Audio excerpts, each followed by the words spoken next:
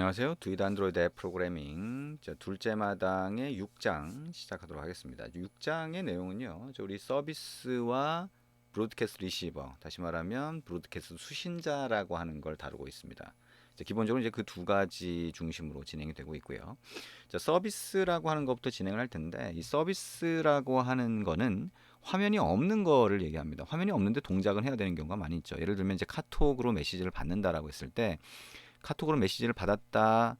우리 화면이 없잖아요. 카톡 화면 떠 있지도 않은데 누군가가 메시지를 보내왔을 때 갑자기 상단에 그 알림이 보이거나 또는 아니면 화면이 뜨거나 하는 작업들을 해줄 수 있다는 겁니다. 원래 이제 화면을 띄울 수도 있었는데 지금은 화면을 그냥 띄울 수는 없게 보안이나 이런 것 때문에 그렇게 돼서 상단에 알림으로 먼저 메시지가 왔는지를 보여주거나 이렇게 변경이 되는 경우가 많이 있습니다. 근데 어쨌든 화면이 없이 뭔가 뒤에서 동작하는 경우가 필요하더라. 그래서 그걸 위해서 서비스라고 하는 걸 제공을 합니다. 그래서 이 서비스도 애플리케이션 구성 요소 중에 하나인데요. 애플리케이션 구성 요소라고 하는 게 우리가 지금까지 봤던 게 이제 액티비티라고 하는 거였고요. 액티비티가 윈도우 기반, 다시 말하면 화면을 갖고 있으면서 동작을 하다 보니 프로젝트를 만들었을 때 자동으로 하나 만들어지게 되고, 그리고 그 화면을 어떻게 보여줄 거냐 때문에 우리가 지금까지 계속 화면 구성을 위해서 우리가 뭐 탭을 만든다거나 상단에 액션 바를 넣는다거나 레이아웃을 어떻게 구성한다거나 이걸 지금까지 해본 거예요. 근데 이제 화면을 구성하는 가장 기본적인 것들에 대해서는 알게 됐으니까 이제 서비스라고 하는 거, 화면 없는 것도 한번 알아보자라고 하는 거죠. 그래서 화면 없이 동작한다 라고 볼 수 있고요. 이 화면이 없다라고 해서 얘가 그냥 무작정 동작하는 건 아니에요. 단말이 시작될 때 그때 동작시키는 방법도 있긴 한데 기본적으로는 뭔가 누군가가 동작을 시키는 작업이 필요하게 됩니다. 그래서 일단 우리 서비스라고 하는 게 동작되는 방식 한번 보면 누군가가 시작을 시키는데 그때 스타트 서비스로 시작을 하게 되고요. 이 서비스는 앱이 설치될 때 마찬가지로 매니페스트 안에 등록을 해주셔야 돼요. 그래야 설치될 때 시스템이 알게 되고요. 그게 애플리케이션 구성 요소라고 하는 겁니다. 애플리케이션 구성 요소는 시스템에서 관리한다. 그래서 액티비티, 서비스, 브로드캐스트 리시버라고 하는 게 전부 다 애플리케이션 구성 요소이기 때문에, 그리고 컨텐트 프로바이더라고 하는 것도 있죠. 그래서 그거는 전부 다 앱에서 알고 있어야 되고, 그러면 매니페스트에다가 뭔가 만들게 되면 거기에 등록을 해줘야 된다라고 생각하시면 됩니다. 그래서 그렇게 등록된 서비스는 이렇게 누군가가 스타트 서비스라고 하는 함수를 실행해서 시작시킬 수 있고요. 그러면 서비스 안에도 라이프 사이클, 즉 수명주기 또는 생명주기라고 하는 함수들이 있어서, 메소드들이 있어서 on create가 호출되면서 서비스가 만들어지고요. 그 다음에 종료될 때 on destroy로 종료될 수 있습니다.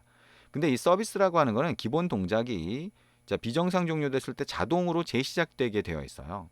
그래서 우리가 화면이 없으니까 이게 예를 들면 전화가 와서 전화 기능이 막 동작해야 되는데 시스템 리소스가 모자란다고 하면 서비스를 종료시킬 수도 있거든요. OS가. 그래서 그런 경우도 있을 수 있기 때문에 비정상 종료됐을 경우가 생길 수 있는데 그때도 자동 재시작되도록 한다. 이게 가장 기본적인 동작 방식이다. 자동 재시작 안 되게 만들 수도 있는데요. 근데 어쨌든 기본은 자동 재시작이다라고 생각을 하시면 될 것 같습니다. 그러면 이제 이 서비스라고 하는 걸 한번 만들어 보도록 하겠습니다. 그러면 새로운 프로젝트를 하나 만들어 보시면 되겠죠.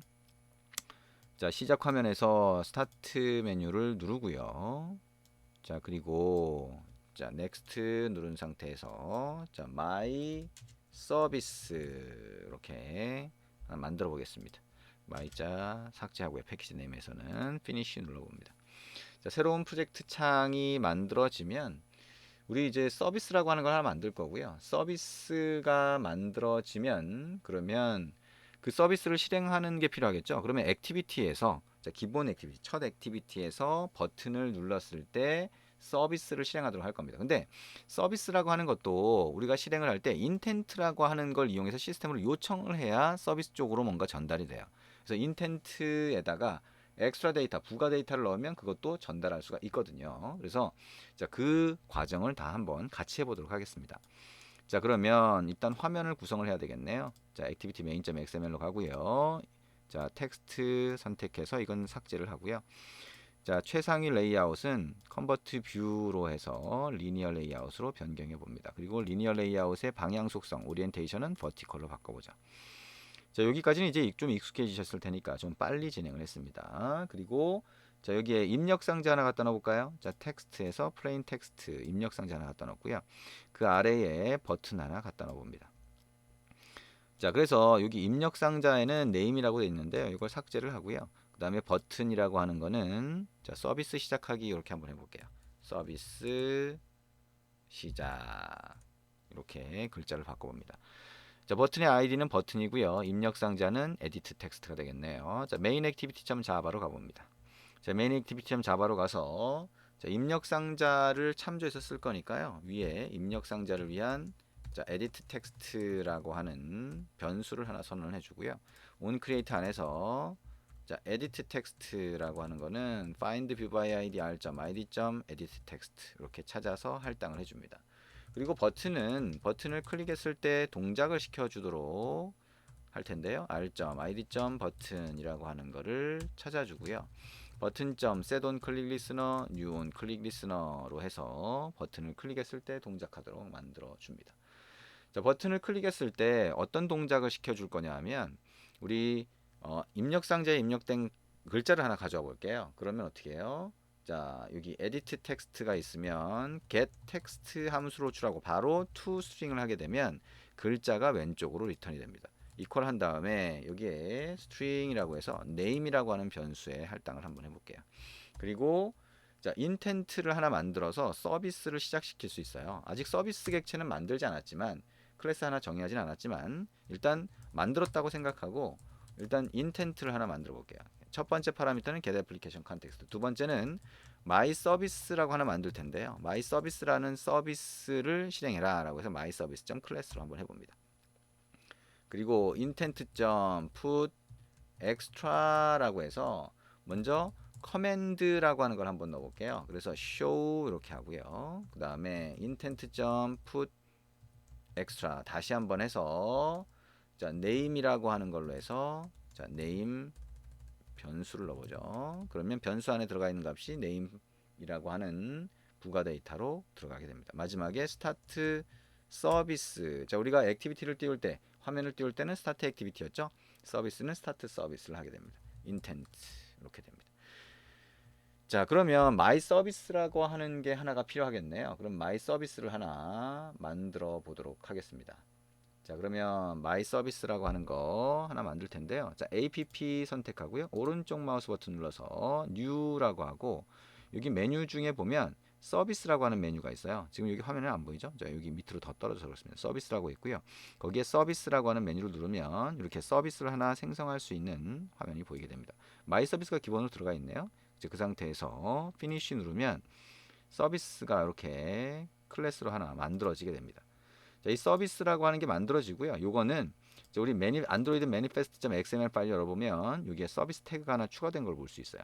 자동으로 이렇게 추가가 됩니다. 그리고 서비스는 자, 비정상 종료되면 자동으로 다시 만들어진다라고 하는 거. 자, 기본 동작이다라고 하는 생각을 하시면 되겠죠. 자, 이렇게 두 개의 함수가 자동으로 들어가 있는데요. 여기다가 함수를 추가를 할 겁니다. 오른쪽 마우스 버튼 눌러서 자, generate라고 하고요. override method라고 한 다음에 여기 on create, on destroy, 그 다음에 on start command라고 하는 거 세 개를 선택을 하고 OK 눌러줍니다. 그러면 세 개의 함수가 추가가 되죠. 세 개의 메소드가 추가가 됐는데 자, 이 여기에 있는 on create하고 on destroy는 대충 아시겠죠, 그죠? 이 서비스 객체가 메모리에 만들어질 때 on create, 메모리에서 없어질 때 on destroy인데 on start command는 뭐냐? 자, 우리가 스타트 서비스라고 하는 메소드를 실행했을 때 서비스가 시작된다 그랬죠. 근데 잘 생각해 보면 서비스라고 하는 게 비정상 종료됐을 때 다시 시작되는데 저 이 스타트 서비스를 할 일이 별로 없잖아요. 한 번밖에 없습니다. 근데 스타트 서비스를 실제로는 훨씬 많이 사용을 할 수 있어요. 왜냐하면 이 서비스 쪽으로 데이터를 전달하고 싶은 경우가 많기 때문이죠. 그래서 데이터를 전달할 때 어떻게 해요? 인텐트 안에 넣어서 보내잖아요. 그러면 스타트 서비스가 실제로는 서비스를 시작시키기 위한 목적보다는 데이터를 전달하기 위한 목적으로 사용이 되고요. 그렇게 데이터를 전달하면 인텐트 안에 넣어져서 여기 있는 onStart 커맨드가 호출됩니다.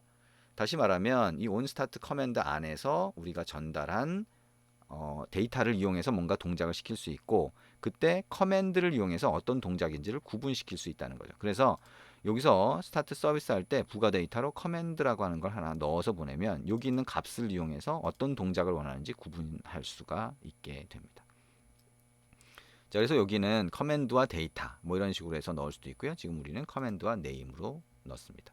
그럼 여기다가 우리가 필요한 기능을 한번 추가로 더 코드를 입력해 보도록 하겠습니다.